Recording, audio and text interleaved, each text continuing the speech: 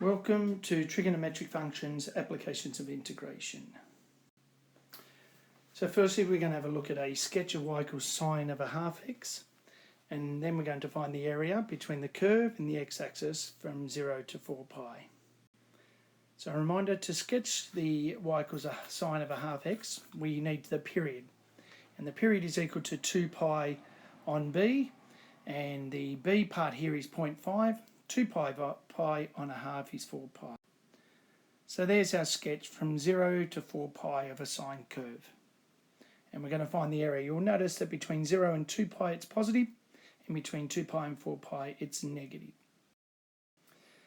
So the area above the x-axis is positive, so we do the 0 to 2 pi, do the integral using our formula sheet, and you get minus 2 cos a half x between 0 and 2 pi. Sub in 2 pi minus subbing in 0, and you get 2 minus minus 2, which gets you 4. When we do the negative region, which is the part below between 2 pi and 4 pi, we do our integral again, sub in 4 pi minus the substitution of 2 pi, you get minus 2 minus 2, so you do get negative 4, which we know we're meant to get because it's below the x-axis. We change that to positive. We had 4 for the area above, 4 for the area below, gives us a total area of 8 units squared. Thank you.